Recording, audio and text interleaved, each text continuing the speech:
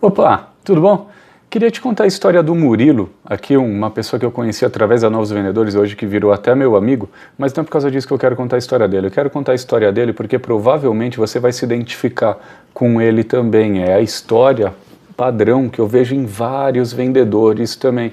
Como assim a história padrão? Vamos lá então. O Murilo ele é formado em medicina veterinária, ele é um veterinário, ou seja, tem um conhecimento técnico gigante na área que ele trabalha, e ele começou, quando eu conheci ele estava trabalhando como representante comercial para uma empresa que vendia produtos para criadores de gado. Depois ele saiu dessa empresa, abriu até uma dele de consultoria também para esses mesmos clientes na parte de criação de gado, só que quando eu conheci, legal que eu consegui acompanhar ele durante toda essa trajetória, mas quando eu conheci ele trabalhava como representante comercial, tinha um conhecimento técnico gigante, estudava, sempre gostou de estudar, então ele começou a estudar muito sobre os produtos que ele vendia também. Só que nem por que eu acho que ele é igual a quase todos os vendedores? Acho não, tenho certeza que ele é igual a quase todos os vendedores. Porque o produto dele era um pouco mais caro do que outros concorrentes tinham, só que ele falava que os clientes não conseguiam perceber que valeria a pena para ele comprar esse produto mais caro, porque ele ia ter esse retorno a médio e longo prazo. Parece que ele não falava isso, ele sempre foi muito correto, muito ético, mas é como se a gente estivesse chamando nossos clientes de burros, falando que por causa de um pouquinho mais barato ele acaba comprando do nosso concorrente, que o produto dele é pior. Vai falar que isso nunca aconteceu com você. Vai falar que você não tem um produto que é melhor do que dos seus concorrentes, só que seu cliente acaba comprando muitas vezes o do seu concorrente porque é pouca coisa mais barata.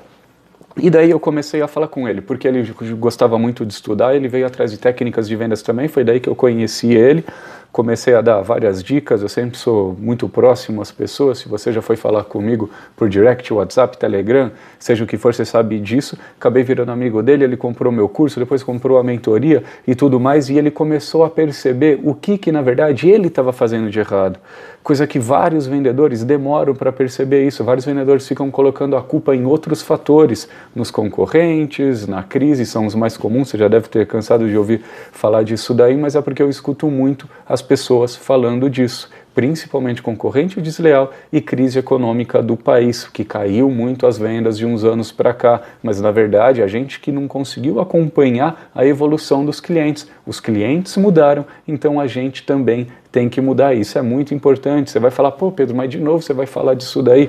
Porque é verdade, os clientes mudaram, então a gente também tem que mudar. Então eu comecei a mostrar para ele o que a gente tinha que fazer para conseguir se destacar.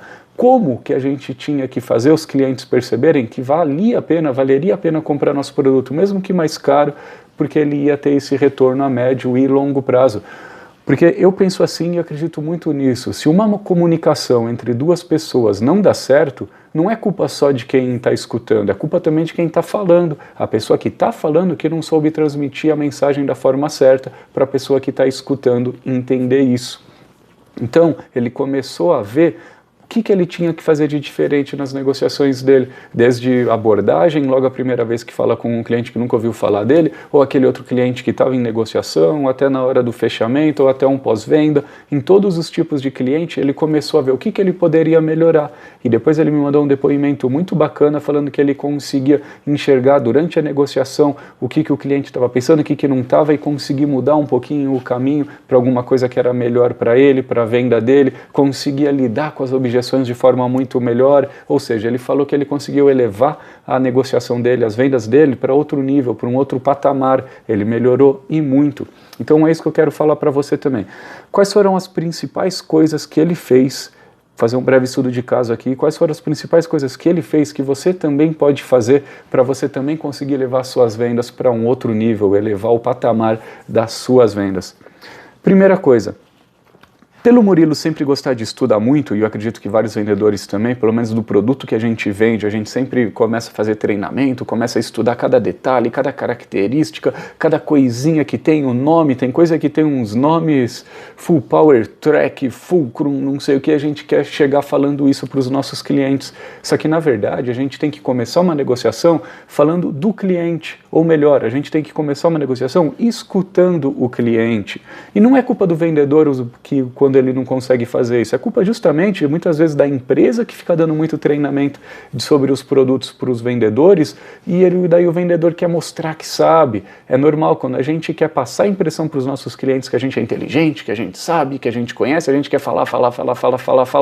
Só que, na verdade, a gente tem que pensar o quê? Primeira coisa que a gente tem que pensar: qual o problema que você resolve dos seus clientes? Não pensa no... Ontem mesmo eu dei uma outra mentoria também para o João Gabriel de Salvador e eu perguntei isso daí para ele, ele começou a falar as características do produto dele. Não é assim que funcionam as coisas, a gente tem que pensar em qual problema que a gente resolve dos clientes. Então, quando você for pensar isso, pense realmente o que acontece de ruim no dia a dia do seu cliente, qual que é a dor dele, qual que é a necessidade que ele tem. E lógico que você pode resolver. Só que pensa primeiro, não pensa nem em você poder resolver, pensa primeiro no problema do cliente mesmo. Qual que é o problema que ele tem? O que você tem que perguntar para ele te confessar que ele tem esse problema? Também vai com calma, você não pode chegar logo falando: pô, seu João, eu sei que você tem um problema gigante aí, não sei o que, está acontecendo isso na sua fábrica, na sua indústria, está acontecendo esse monte de problema aí.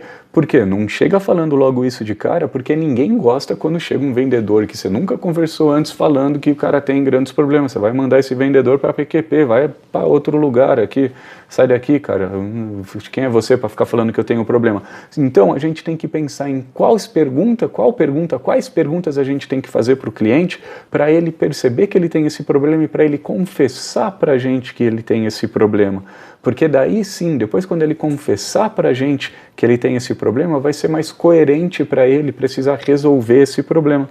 E outra coisa também, ele confessou para você que tem um problema, ainda não fale dos seus produtos. Calma, lembra aquela cena lá do Coração Valente, lá que ele fica falando: hold, segura, espera, tá vindo uma tropa desse lado aqui e o exército dele tá aqui. Ele fica falando: segura, espera, e os caras lá do que tá do lado do Coração Valente lá fica: pô, vai, agora. E daí ele fala: vai, agora vai, blá, blá, blá. É mais ou menos isso que tem que fazer nas vendas também. Espere para falar dos seus produtos. Ele falou para você que tem um problema, ótimo, primeira etapa concluída. Agora o que você tem que fazer? Você tem que aumentar esse problema dele, você tem que fazer eles imaginar as consequências que ele vai ter caso ele não resolva esse problema, ou você tem que fazer ele imaginar os benefícios que ele pode vir a ter caso ele resolva esse problema. Aí sim, você está ampliando, você está magnificando esse problema dele. Só para querer usar bonito, em inglês eles usam muito essa expressão, magnifying the needs, magnificando as necessidades. Então é isso que você tem que fazer, você tem que aumentar essa necessidade dele para depois sim você falar do seu produto.